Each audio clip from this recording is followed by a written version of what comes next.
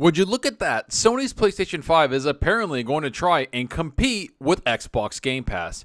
Yet is the way they plan to take on Game Pass the right way? Or is it going to fail before it even gets off the ground? Let's get into what is being said and what mistakes Sony is doing compared to Xbox. Let's get into this.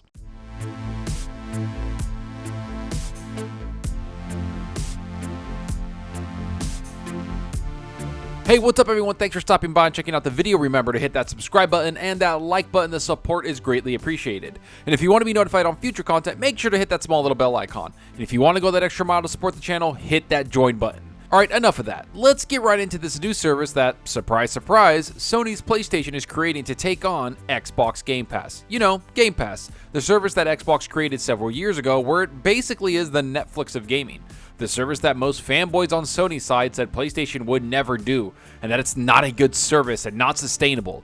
I wonder what their excuse is going to be now, because it's looking like Sony really wants to get into the same market Xbox is in with their Game Pass service, yet the way they're doing it isn't close to the same value or quality that Xbox has. Let's get into what is being said on the article and what Sony is doing right, yet what they're doing wrong also. PlayStation plans new service to take on Xbox Game Pass. Sony's Group Corp's PlayStation division is planning a new subscription service to compete with rival Microsoft Corp's popular Xbox Game Pass, according to people familiar with Sony's plans and documents reviewed by Bloomberg.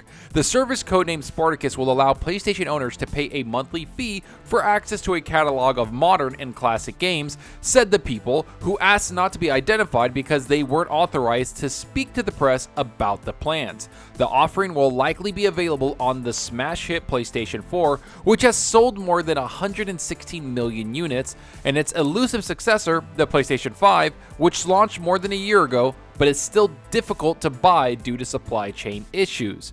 Okay, so the first thing I want to say is that we knew for a very long time that Sony was going to make a Game Pass copy. It was only a matter of time, and I'm almost 100% sure that Xbox even knew they were going to make something similar into what they made with Game Pass. It's why Xbox made their first-party games day and date, it's why they started to lock down third-party deals, and it's why they try to bring as many games as possible to that platform, because they want to get as many people signed up.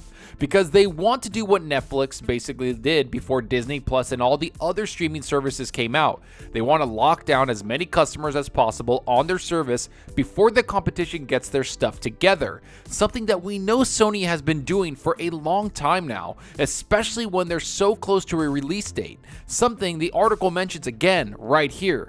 When it launches, expected in the spring, the service will merge Sony's two existing subscription plans, PlayStation Plus and PlayStation Now. Currently, PlayStation Plus is required for most online multiplayer games and offers free monthly titles, while PlayStation Now allows users to stream or download older games. Documents reviewed by Bloomberg suggest that Sony plans to retain the PlayStation Plus branding but phase out PlayStation Now. So we all know what PlayStation Plus and PS Now is, yet the one brand name I think Sony needs to get away from is PS Now. That service hasn't gotten any traction whatsoever for the longest time. Even when they dramatically dropped the price a little over a year ago, not many people joined the service even with that price cut, because all that was available on it was older games people either played or have had for a very long time. So the appeal to the service just wasn't there. Oh, and they finally allowed people to download natively to their PS4 a few years ago. Basically, this service has been on the rocks since it launched, and I think Sony knows that. The stream quality of the games isn't near the quality of Xbox or even Stadia and other competitors, and the whole thing just isn't that good. Yet, this is the complete opposite for PS Plus. This service has a lot going for it. Most gamers that play on the PlayStation platform use it to play multiplayer games. Not to mention, they truly do bring out some great free monthly games the last year or so. So it doesn't surprise me that they'll decide to take both platforms and sort of merge them together, especially since PS Plus is a far better received brand with a massive following compared to the abysmal PS Now service that so many people don't talk about. But now a question comes up. What are gamers getting on top of these new services since it's becoming one? Is there anything additional coming to them? Well, let's get into the article and see what they have to say about it. Details on Spartacus may still not be finalized, but documentation reviewed by Bloomberg outlines a service with 3 tiers. The first would include existing PS Plus benefits, the second would offer a large catalog of PlayStation 4 and eventually PlayStation 5 games. The third tier would add extended demos, game streaming, and a library of classic PS1, PS2, PS3, and PSP games. A representative for PlayStation didn't immediately respond to a request for comment.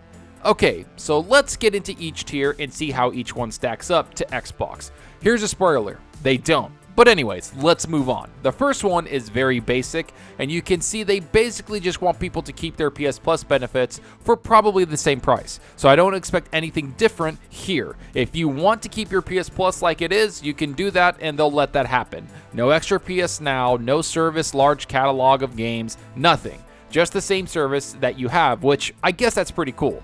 As for the second tier, you can see that they basically have PS Plus and PS Now merged, and you don't really get anything in return. This again doesn't do anything more to people that might have both services, or people that have one service but just want the other one added, I guess. And from what I've seen, people that have PS Now tend to have PS Plus. So I don't see anything extra here, and I don't think this benefits anybody but probably PlayStation.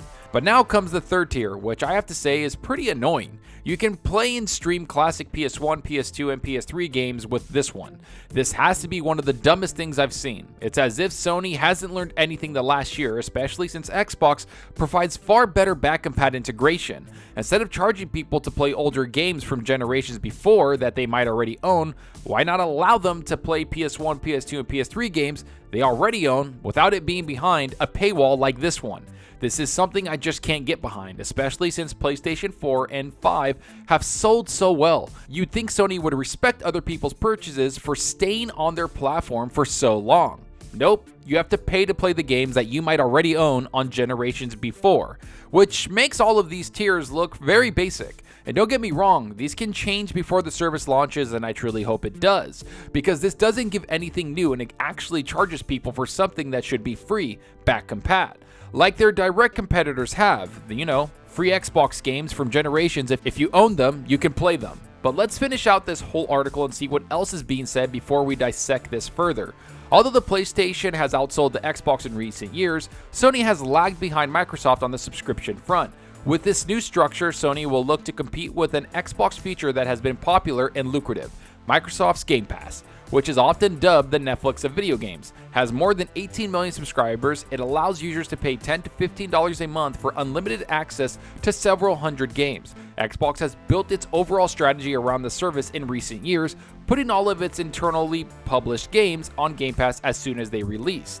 Xbox has also made big acquisitions, such as Bethesda Softworks last year for $7.5 billion, with the goal of bolstering the Game Pass library. Sony is also putting resources into expanding its efforts into cloud gaming. The people familiar with the plan said Microsoft's xCloud game streaming service became widely available earlier this year. We all know that Sony's PlayStation has been the console leader for a while. That's not news to anyone.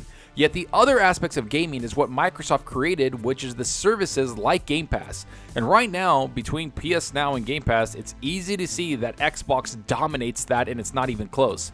But the one thing that Sony is trying to do now is compete with that. And of course they are. But with everything we just saw and all the features this service is going to have, they do it completely wrong. There's no day and date for first-party games. There's no extra incentives with PC and console games when you subscribe like Xbox has. There's nothing to incentivize gamers to join this service, especially since most of them are already in PS Plus, like myself. So why even make this if you aren't going to really compete with Game Pass? This Sony Spartacus service is going to fail before it launches if they don't make drastic changes, because people will realize you don't get day and date and you don't get much value from it from their first party. In fact, you get less value than the competitor because you're paying for back compat on generations of games that you might already own. So either way, let's hope this service evolves and we start to see Sony copy Microsoft and Xbox the right way. with more features in the service they want to push, features like day and date, day one on PC, and knocking their games down from the $70 mark and maybe make them cheaper.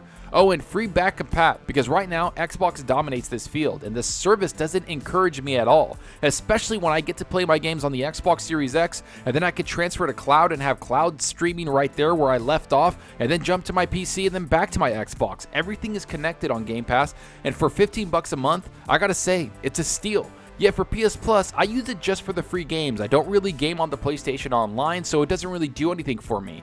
But if they made a service where all their first-party games went there day and date, you better believe I'd be there day one, because they do make great first-party games. And I would love to see them day and date in a service like that, and I would sign up immediately because they're such high value. Not to mention, if they were on PC day and date with the subscription service, I know multiple people that will be there day one, including myself. So I hope they open up their platform. Maybe they need more time to do it, because I remember when Game Pass launched, they didn't do all these things like day and date, and not to mention PC in the beginning when they started Game Pass. Maybe this is Sony just testing the waters, seeing who signs up, and maybe they'll start bringing those features when they're ready and have the infrastructure to do so. But let me know what you think about this. Are you excited for this service? What does Sony need to do for it to be a success? Do you think they failed to copy Xbox? Are they even trying to copy Game Pass at this point? Will Xbox push Game Pass even more because they know Sony is going to compete with them?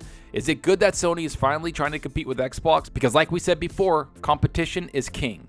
Go down below and let me know. And I hope you enjoyed the video, and if you did, please hit that subscribe button and that like button to support us out the channel more than you know. And give me a follow on Twitter at Zalker87. I'm always on there talking games and sharing my latest videos. Plus, I love interacting with everyone there, so get on Twitter and let's talk about gaming. Also, follow me on Xbox Live. My gamertag is Zalker87, just like my channel name. See what games I'm playing, and let's compete in achievements for the month. So right now, everybody knows we're all just waiting for Halo. It drops this week. I can't wait to jump into it. It's going to be on Game Pass day and date. You can play it on your Xbox, your PC, in the cloud. It doesn't matter. All I know is that I've been jumping into the multiplayer like crazy. I think I have over already 30 hours on it. I'm ranked diamond in it, so I'm having a lot of fun with it, but I can't wait to jump into the open world. I can't wait to play as Master Chief, and I want to see where the story goes, because I've really enjoyed the story, especially in Halo Wars 2, which I thought it was one of the best Halo stories. So now they're going to be building off of that, so let's get into it. I can't wait to jump in, fight the Banished. I hope you guys are all excited for it, because you know what? We're here to talk games, and Halo Infinite is probably the biggest game dropping this year. But let me know what you're playing. Are you playing on your PS5, your Xbox Series X, or are you on your PC playing something? Let me know down below, because that's what we're here for. It's to talk games. And that's all for now. Thanks for watching, and until next time, remember, enjoy your gaming. Later.